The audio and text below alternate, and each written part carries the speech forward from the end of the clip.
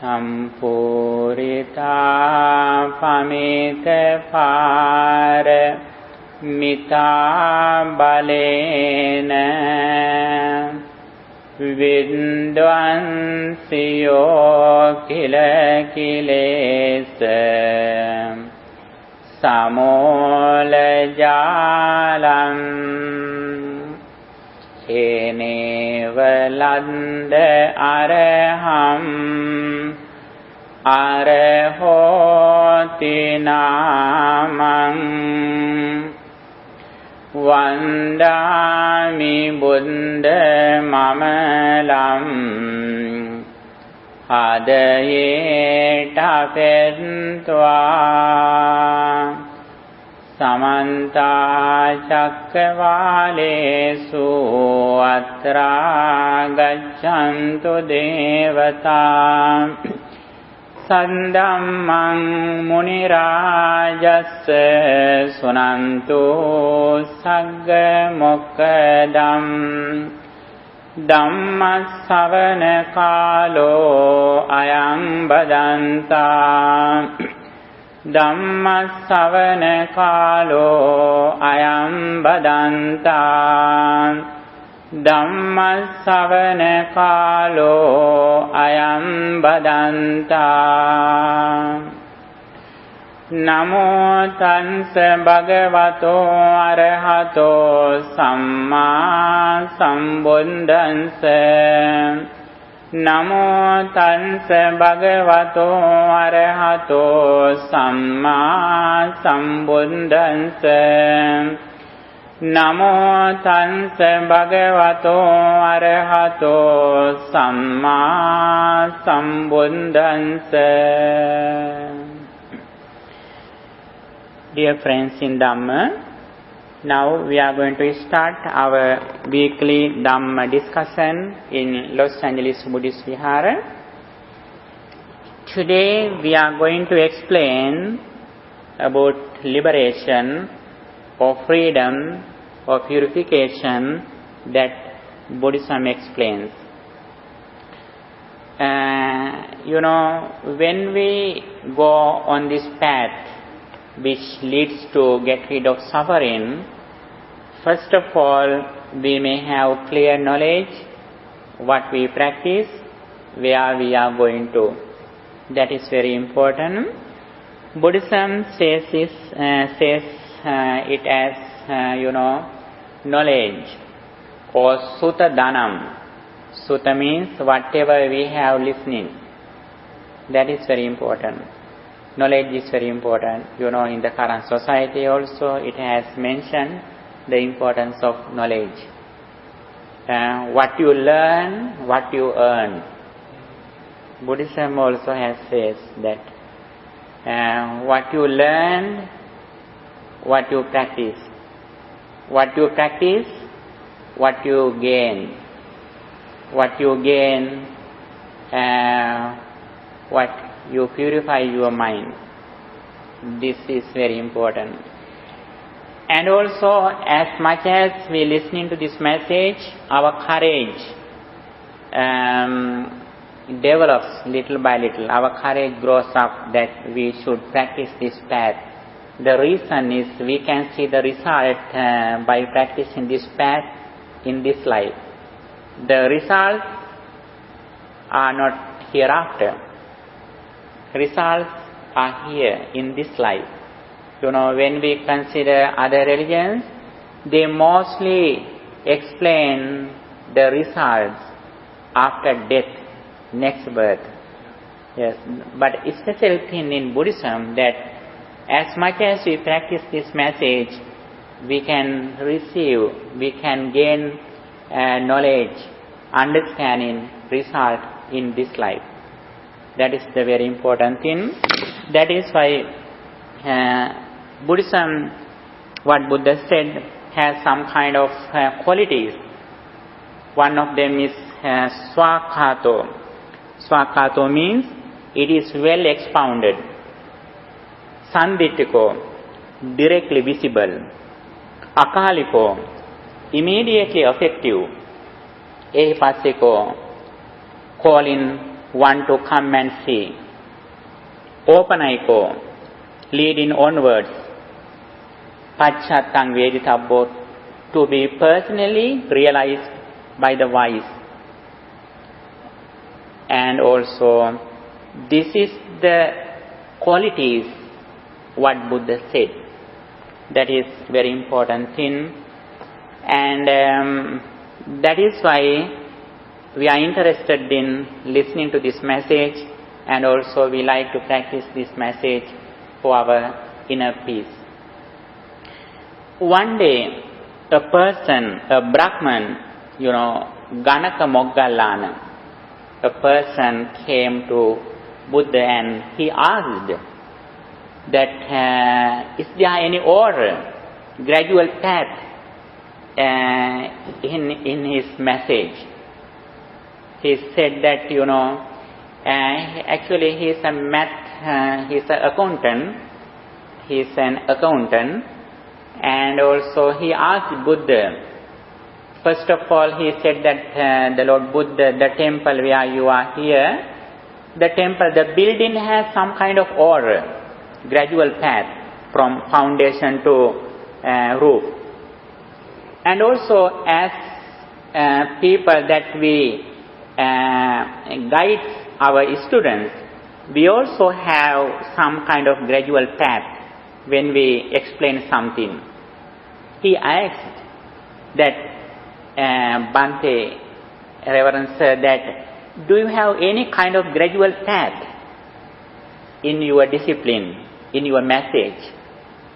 At that moment, Buddha said, yes, there is some gradual training, gradual practice, gradual progress in this path. Little by little, it goes to deeper. Suddenly it doesn't go to deep level. Gradually it goes to deeper. Like the ocean gradually goes to the deep level. The path that Buddha explained also like that. It has a gradual teaching, gradual training, gradual practice, gradual progress. That is very important thing. At the very beginning, Buddha said, the very first level, we should have, the important thing is discipline. It says in Buddhism as, precepts for discipline, moral conduct, virtue. That is the very first level. And little by little, it goes to the deeper level. According to Ganaka Moggallana's question, Buddha explained the path of liberation and also the gradual path, gradual order Buddha explained. And here also we can see some kind of order that is very important. But it doesn't explain only the first level. Gradually it goes to the deeper level. The highest, deepest level is the wisdom. Yes, that is the final goal. But as much as we practice this message, we can achieve some kind of steps of wisdom as our practice, as our knowledge, as our courage. We can achieve some kind of steps of wisdom. That is very important. There are a lot of discourses, there are a lot of advices that Buddha has explained in his message. Among them, one day, Buddha said that finally you have to practice only one. That is only one. It is that, wisdom. And also sometimes he explained only both, that mindfulness or concentration and wisdom. Sometimes he has explained 3 steps: virtue, concentration and wisdom. Sometimes he explained 5 things: and confidence, energy or courage, mindfulness, tranquility, and wisdom. First one is confidence. Confidence means saddha, confidence in Buddha's enlightenment, his wisdom. And as much as we have confidence about his wisdom, his enlightenment, we have courage that we also should practice and we also achieve this kind of achievements. That is courage. And also with the courage, when we practice Buddhism, we develop our mindfulness. Mindfulness means living in the present moment. We train our mind, keep it in the present moment. Our happiness depends on how far we are clever to keep our mind in the present moment. If our mind has defilements, negative ideas, it means we don't live in the present moment. When our mind goes to past or future, defilements, negative ideas come to our mind and disturb our peace of mind. If we are angry, if we desire, if we have ill will, if we have jealousy, it means be sure we don't live in the present moment. Our mind lives in the past or future.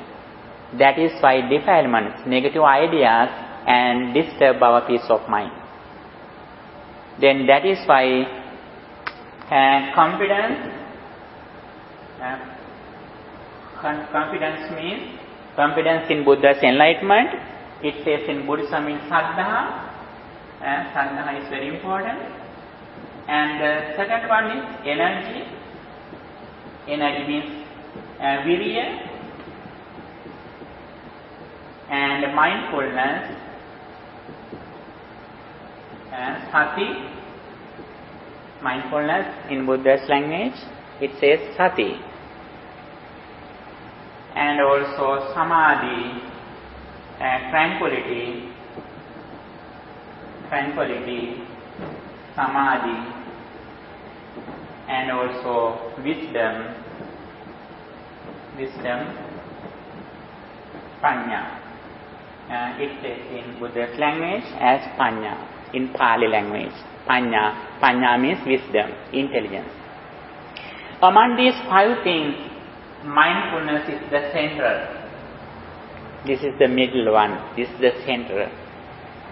One day Buddha said that if you practice mindfulness, everything gradually increases.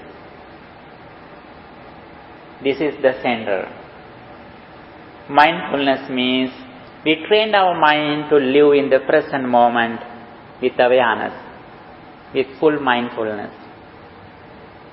That is very important. Whatever we do from morning to night, if we can do everything with awareness, then we have no mistakes. We have no defilements such as desire, anger, ill will, jealousy, those which disturb our inner peace. They have no chance to live in our mind. We have purified our mind whenever we live in mindfulness. Then that is very important thing. Here, when we consider the way of liberation, the path of liberation, we can see this order. That is very important. Mindfulness, as we discussed last week, I think you can remember, when we were discussing wisdom last week, we discussed both steps in wisdom. One of them is the knowledge of karmic law. Whatever we do consciously, we will have the same result. If we do something with wicked mind, we will have the bad results, negative results, because of polluted mind. Whatever we do with pure mind, we will have the same results, fruitful results, good results. We will receive the happiness because of pure mind. This is the first level in wisdom. We should have clear knowledge about karmic law. Not only Buddhists, many religions in the world, they believe the karmic law. And that is why they have some kind of discipline. They have virtue or moral conduct. And also that is why they develop some good qualities, meritorious deeds, good qualities, wishing the result. They help others, they take care of their elders and their parents, they help some innocent people, they offer something what they have, they do everything concerning this karmic law. They believe the karmic law. When they do some good deeds, they will have the same results. That is why some educated, some good people, some noble persons, virtuous persons practice this kind of good deeds in their lives concerning inner happiness. And also, if we have this knowledge about karmic law, if we have some kind of difficulties in this life, it means we have done some kind of same things in this life or previous lives, past lives. That is why we have this kind of difficulties in our life. Actually, we can be happy. We have already gained a lot of facilities in this world. According to Buddhism, if we have good life and also if we have good intelligence, that is enough for us. We received these results because of a lot of qualities that we have practiced in our past life, previous lives. And we can be happy a lot about our previous karmic law, our some kind of actions. And also on the other hand, we try to generate more good qualities in our life. When we generate some good qualities in our life in this birth, we will receive the same results, and also we can reduce some kind of negative results which we have done in our previous life. When we see the sky in the daytime, we can see the stars in the sky. What is the reason? Yes, the sun is so powerful. Because the sun is very powerful, we can see the stars in the sky even though there are a lot of stars in the sky. How about night time? Yes, we can see the stars. What is the reason? There are no sun. That is the reason why we can see the stars in the sky. Our life also like that. Now we have the sun. What is the sun? We have more good karmas. We have reduced some negative results of some other karmas. That is why we are living like this. And if our good karmas, more good karmas going down, then negative results can come. And that is why again and again we should do more good karmas, more good actions with pure mind. That is very important. Buddhism has mentioned the importance of practicing good deeds, meritorious deeds. All meritorious deeds can be included into three.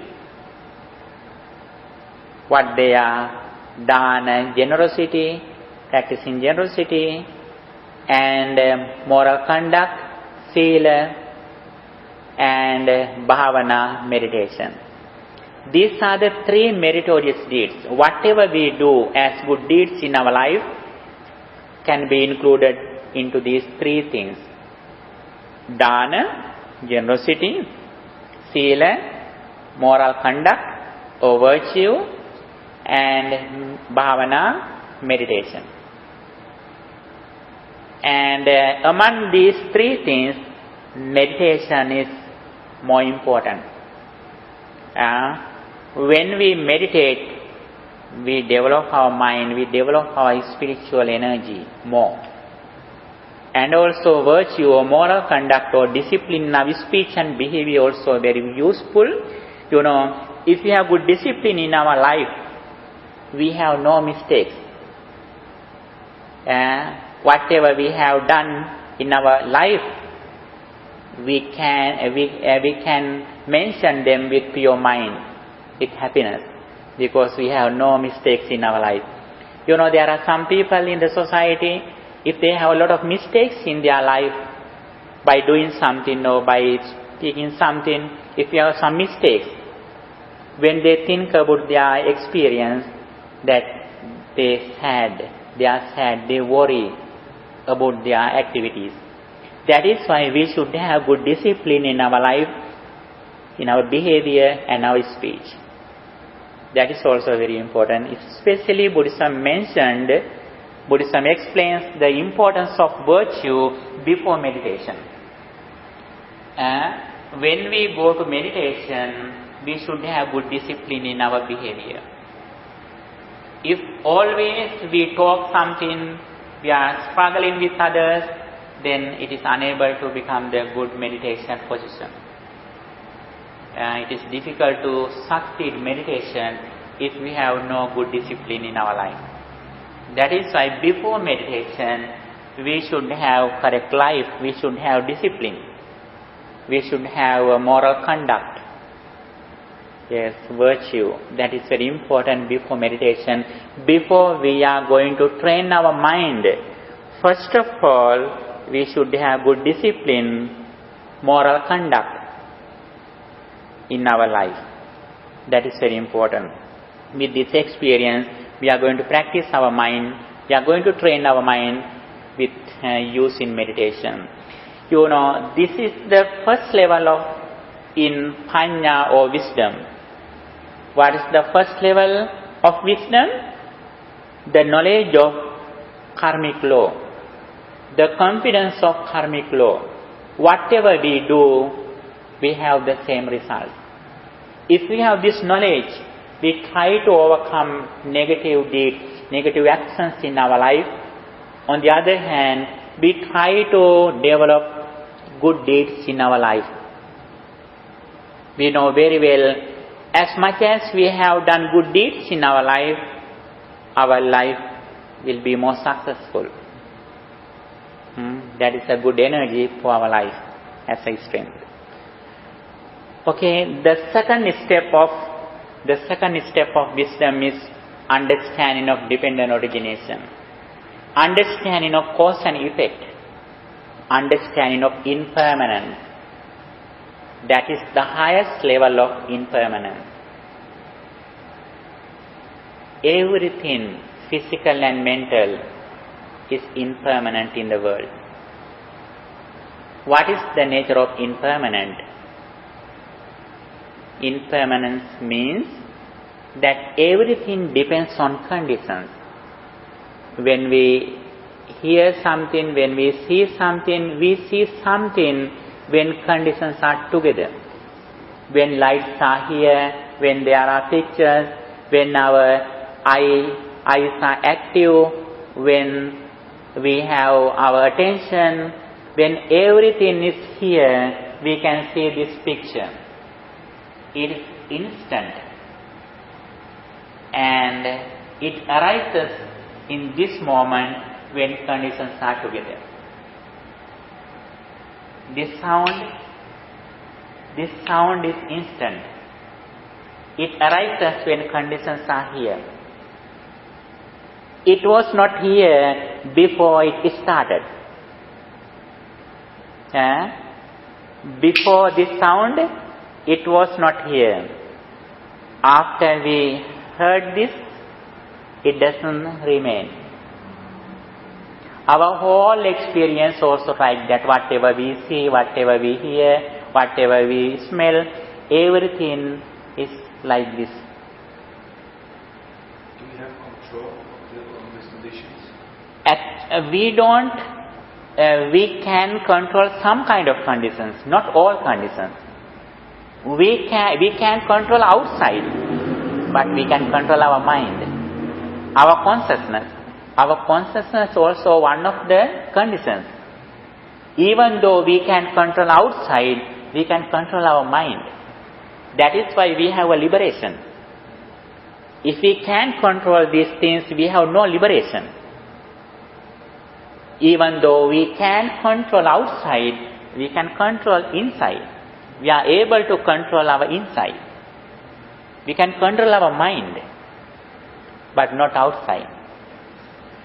If we can understand this situation, it is also some kind of controlling. Some people have no control about their mind. That is why they suffer when they have unpleasant experience. That is why they enjoy when they have pleasant experience. When the experience is pleasant, they are happy. When the experience is unpleasant, they get angry. They are sad. But if we know this reality, we are in the middle. We don't go to the extremes. When we see this reality, we are middle, we know very well this experience is impermanent.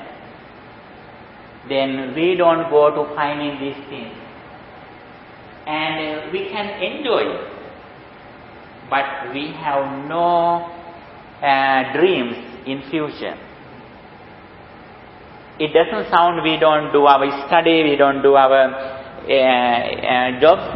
We do them, but we know very well, although we have education, although we have good jobs, those things are also impermanent.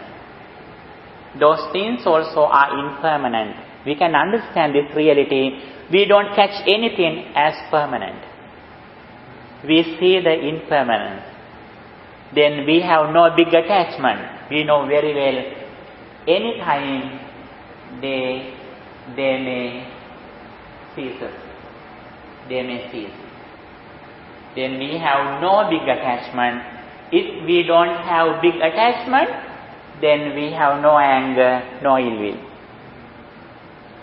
If we have some kind of desire or big attachment, when those things are going to change, we are sad.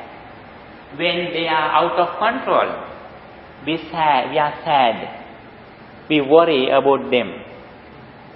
Some things in the world, we can control them. For example, when we have some close friends and relatives, although we like them, although we love them, they gradually go to old age, they go to illnesses, they go to death. That is the nature. Yes, if we can understand this situation, if we know we can control them, we control our mind.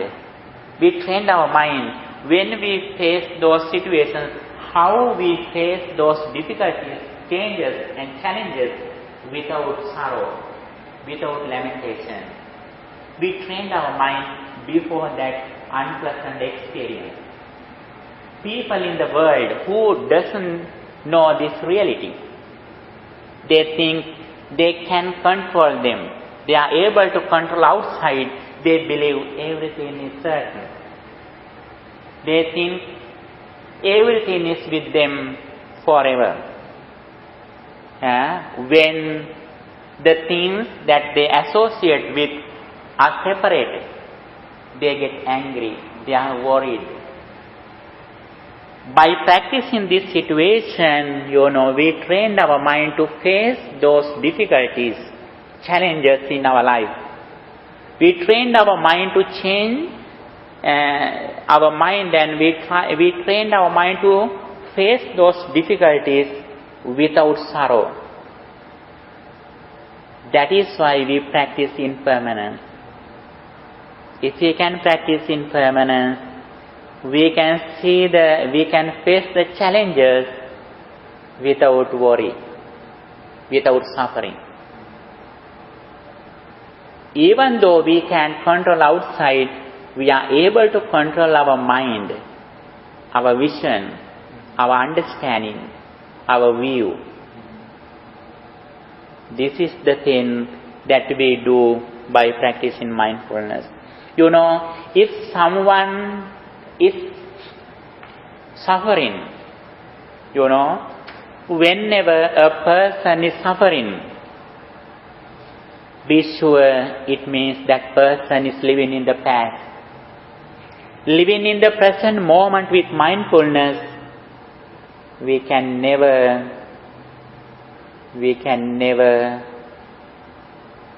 cry. We can never suffer with mindfulness. If we live in the present moment, even though we lost everything that we have, we don't cry. We are not worried. We are not suffering. It's hard in the beginning. At the very beginning, this is very hard. Yeah, gradually we train our mind. This has a gradual path, gradual training, gradual practice, and also gradual progress. And gradually, if we can practice it continuously, we should practice this path. You know, there are some people who are in the society, when they have problems, they come to the temple and they ask, and they listen to Dhamma. When problems are solved, they go back, they do their ordinary things, common things. They don't care about Dhamma. Actually, it is not the clear path. It is not the clear way that, you know, even though we have whether we have problem or not, we should practice this path gradually, continuously, without space. Day by day, we should go to the higher level. You know, even though we don't have some common problems in our life, we have certain problems in our life nobody can overcome. What they are, gradually we are going to old age. Day by day we are going to weaknesses. Our body is going to weaknesses. And also gradually we are reaching to death. And after that we will be reborn. These are the main challenges, big challenges that we face in our life. Nobody can overcome. But, you know, if we can see the result, if we can practice this message, and also if we can see the result, by practicing this message, we are able to overcome these challenges. Not only after death, but living in this world. That is the interesting thing in Buddhism. Other religions explain their liberation after death. Buddhism explains liberation, real liberation, before death. You can achieve liberation now. Yes, just now we can achieve liberation, and if we have real liberation, even though our physical body goes to death or illnesses or weaknesses, we don't catch our body as my or mine. We see the impermanence. Seeing impermanence, we can overcome the attachment with our body. If we can overcome big attachment with our physical body, it sounds that we can overcome all other attachment outside. The special thing, the main thing that we should do, understanding our body and mind. Understanding of our mind and body, we overcome the big attachment with our mind and body, seeing the impermanence. If we can understand our body and mind also, and if we can overcome suffering from our mind and body, it means we have overcome all sufferings of outside. The difficult thing that we can do to overcome attachment about our mind and body. If we can understand our life, we can compare with our life with outside. That is the special thing that Buddhism says. With this understanding, little by little we go forward If we have this knowledge, we understand the path that Buddhism explained. As I mentioned before, everything can be included wisdom. Then again, it is divided into two, that tranquility and wisdom. Again, it can be divided into three: virtue, tranquility, and wisdom. Again, it can be included these five things: confidence, energy, mindfulness, tranquility, and wisdom. Again, these five things can be included into eightfold path, which I have given here. This is the very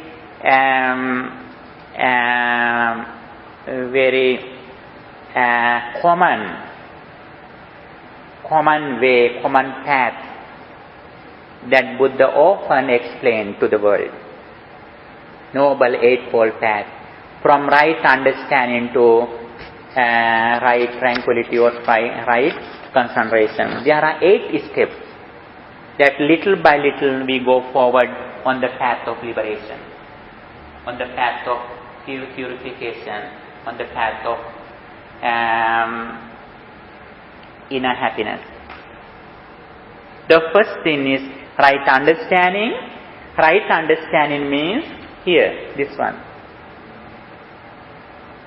knowledge and the knowledge of impermanence, the knowledge of karmic law and the knowledge of impermanence. Day by day our knowledge grows up, it develops little by little. And with the knowledge, then right thoughts go up, samma sankappa, our attitudes, our ideas, our attention also gradually increase. And also right speech. Next one, right speech, dhamma vaca. As much as we have this understanding, as much as we have right thoughts in our mind, then we have a good discipline in our speech. If we know karmic law, if we know the knowledge of impermanence, then we have a good discipline in our speech. Before the discipline in our behavior, we have a very good control in our speech. That is very important. We do a lot of unwholesome deeds in our speech. That is why we may have good discipline in our speech. We know the reality in the world. Actually, we don't have a lot of words. Our speech has a control. Our speech has a discipline. We say only important things. We don't speak rubbish or gossip. Then our words are very valuable, because if we say something, we say only important words in the world which are very important to others and to me. We have good discipline in our speech.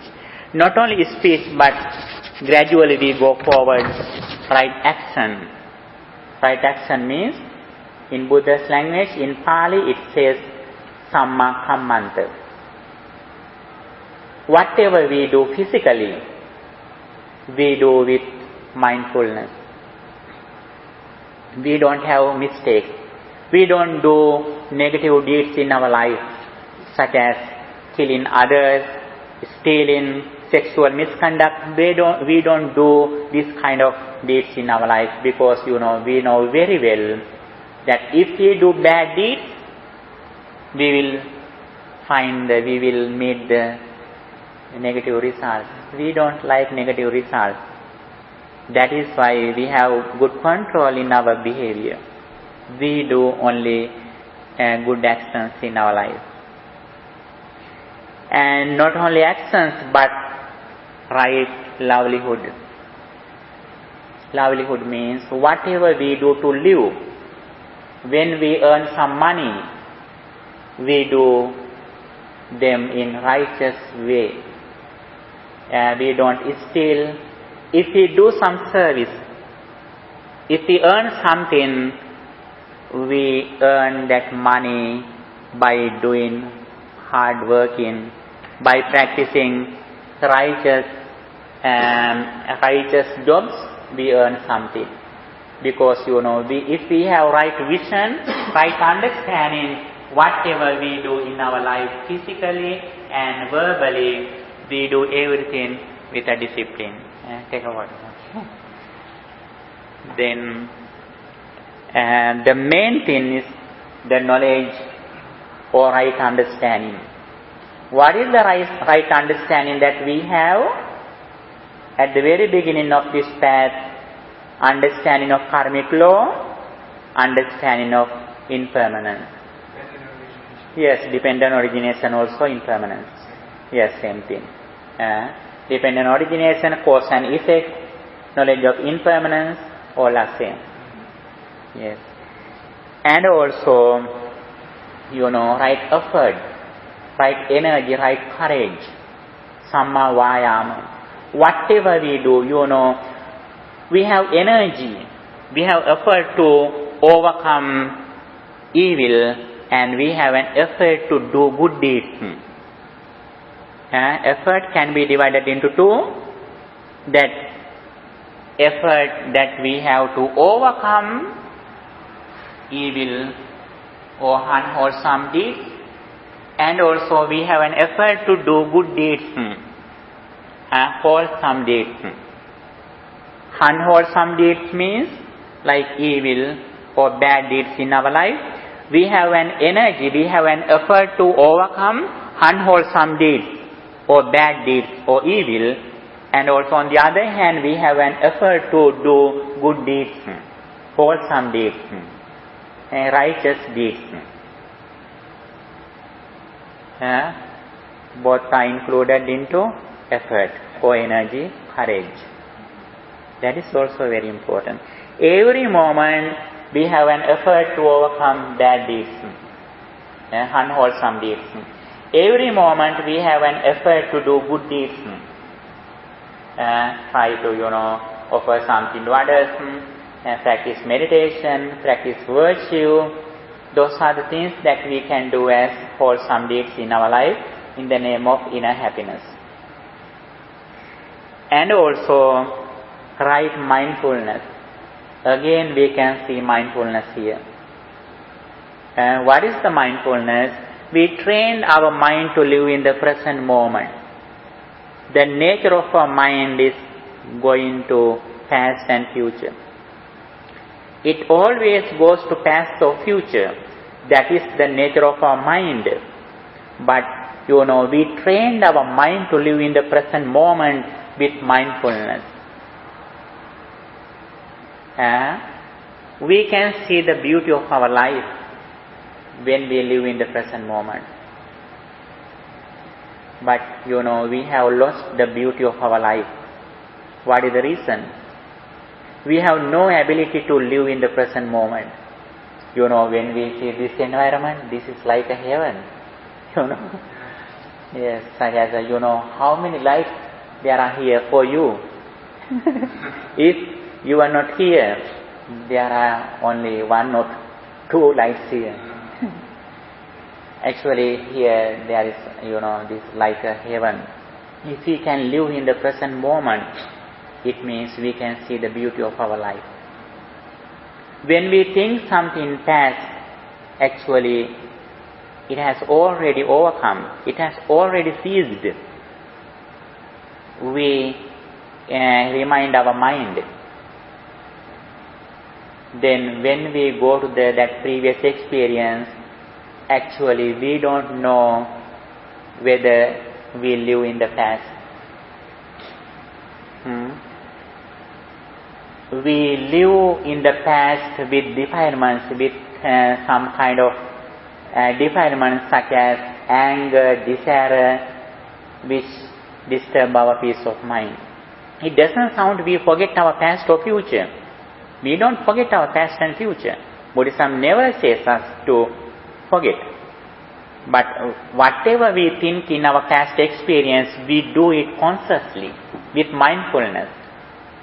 Then we have no negative feelings. If you think somebody who has blamed you in the past, you can think it consciously, with mindfulness.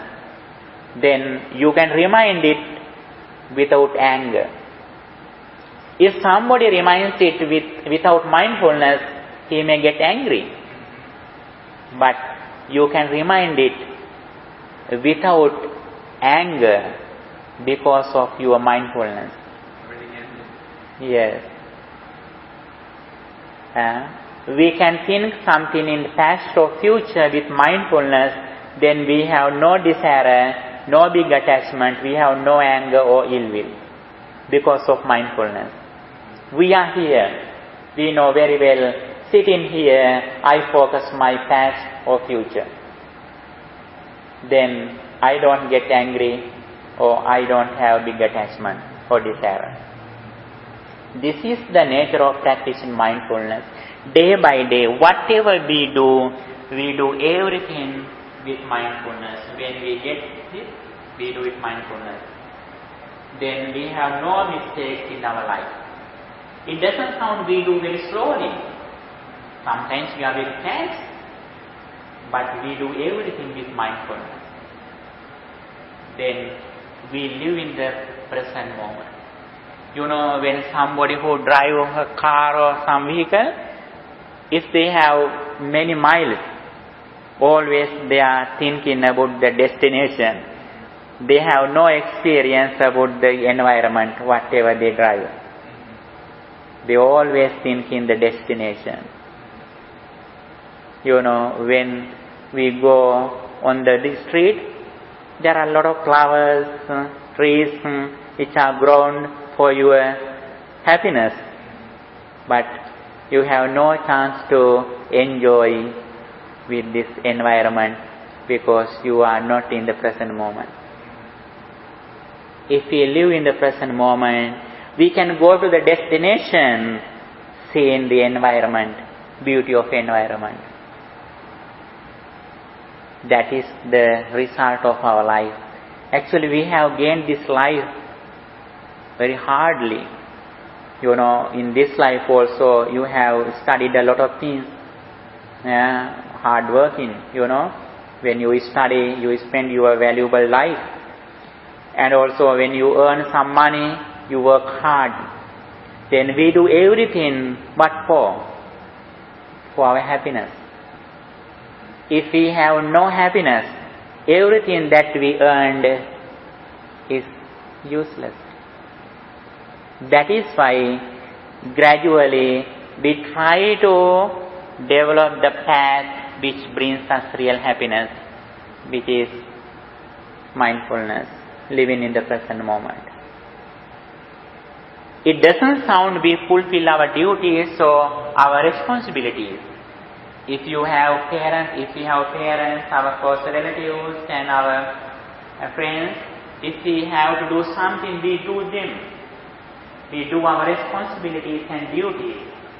But we know very well our real happiness depends on living in the present moment with mindfulness. That is the real liberation.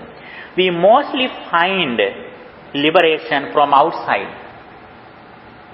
Even though we have rights from the society, if we don't have inner peace, we have no real liberation.